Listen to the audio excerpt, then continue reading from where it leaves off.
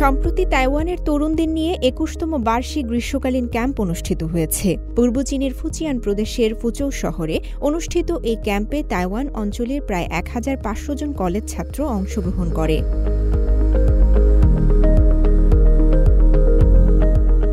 Taiwan প্রণালীর উভয় পাশের তরুণদের মধ্যে যোগাযোগ গভীর করতে all China federation of Taiwan compatriots এই ক্যাম্পের আয়োজন করে। আর এটি তাইওয়ানের প্রতিবেশী শহর ফুচৌতে করা হয়, কারণ সেখান থেকে শুরু করে ক্যাম্পে আসা যুবকরা অন্যদের সঙ্গে দেখা করা এবং নতুন অভিজ্ঞতা নেয়ার জন্য চীনা মূল ভূখণ্ডের অন্যান্য প্রদেশে ভ্রমণ করতে পারে। তাইওয়ান অঞ্চলের একজন ছাত্র বিয়ং ইসমা হাসান তার ভালো লাগার কথা জানান। প্রণালীর উভয় পাশের যুবকদের জন্য যোগাযোগ আমার জন্য একটি খুব ভালো অভিজ্ঞতা। এটি আমাদের একে অপরকে ঘনিষ্ঠভাবে দেখতে ও বুঝতে সাহায্য করে এবং আমি মনে করি এটি আমাদের দৃষ্টিভঙ্গি প্রসারিত করতে পারে। তাইওয়ানের আরেক ছাত্র ওয়াং শুহুয়ান শিক্ষাক্ষেত্রে বিনিময়ের ইচ্ছা প্রকাশ করেন।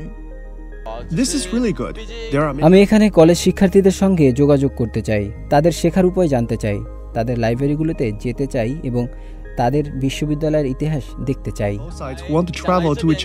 এই ছাত্ররা ফুচৌতে একটি যৌথ সামুদ্রিক অনুসন্ধান এবং উদ্ধার মহড়া দেখে, যার মধ্যে হেলিকপ্টার, ড্রোন এবং জাহাজে আগুন সরিয়ে নেওয়া এবং তেল ছড়িয়ে পড়া সহ সিমুলেটেড জরুরি পরিস্থিতিতে করণীয় সম্পর্কে জানতে পারে তারা।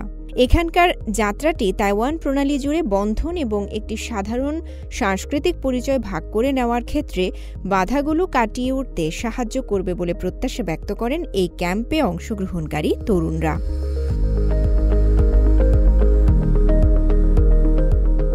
এদিকে তাইওয়ানের কয়েক হাজার তরুণ সপ্তাহব্যাপী পূর্ব চীনের চচিয়াং প্রদেশ ভ্রমণ করেছেন।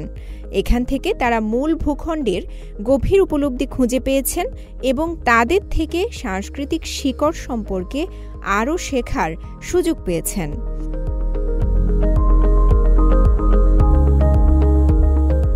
সম্প্রতি ডেমোক্রেটিক প্রোগ্রেসিভ পার্টির জারি করা ভ্রমণ সতর্কতা সত্ত্বেও দ্বীপ অঞ্চলের তরুণরা এই গ্রীষ্মে চীনের মূল ভূখণ্ডে ভিড় করেন। তাদের মধ্য থেকে ৭০০ জন তরুণ বার্ষিক ক্রস স্ট্রেইট ইয়ুথ ডেভেলপমেন্ট ফোরামেও অংশগ্রহণ করেন।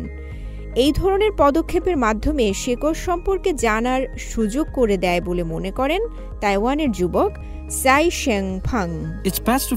আমি আশা করি আমরা এর মাধ্যমে আরও সাধারণ ভিত্তি খুঁজে পাব, আমাদের সাংস্কৃতিক পরিচয় খুঁজে পাব এবং আমরা কোথা থেকে এসেছি এই বিষয়েও জানতে পারব। ভ্রমণের সময় শিক্ষার্থীরা চচিয়াং জাদুঘর, ঐতিহাসিক স্থান, কারখানা এবং বিভিন্ন শিল্প প্রতিষ্ঠান পরিদর্শন করেন। তারা সাংস্কৃতিক পরিচয়ের মাধ্যমে পারস্পরিক বোঝাপড়া বাড়ানোর গুরুত্বের উপর জোর দেন। রওজা জাবিদ ঐশী, সিএমজি বাংলা।